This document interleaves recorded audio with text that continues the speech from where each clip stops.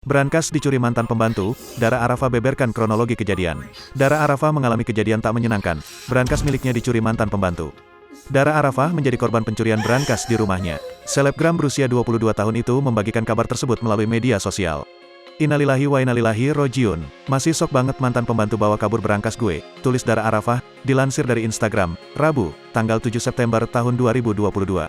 Dara Arafah juga melihatkan bukti CCTV saat terjadinya pencurian. Perempuan berusia 22 tahun itu mengungkapkan kronologi pencurian brankas miliknya. Kejadiannya tanggal 4 kemarin pas gue lagi gak ada di rumah, dia bahkan sempat pamit sama nyokap gue karena alasannya ibunya meninggal di kampung, sambungnya, dan sempat minta uang ongkos buat pulang, imbunya.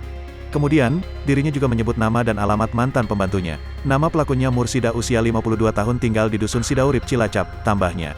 Sebelum melakukan aksinya, mantan pembantunya tersebut juga sempat mematikan CCTV yang ada di rumah Dara Arafah. Dia sempat matiin seluruh CCTV yang ada di rumah, tulis Dara Arafah. Video ini didapat dari CCTV komplek, lanjutnya. Terakhir, ia berharap masalah tersebut segera ditangani oleh kepolisian. Ya Allah, semoga orangnya masih bisa ketemu dan tidak ada korbannya lagi dan semoga pihak kepolisian bisa membantu menangani kasus ini, sambungnya. Dalam slide selanjutnya, Dara Arafah juga mengunggah foto KTP mantan pembantunya tersebut. Sebagian rekan artis turut memberikan komentar di unggahan itu dengan beragam reaksi.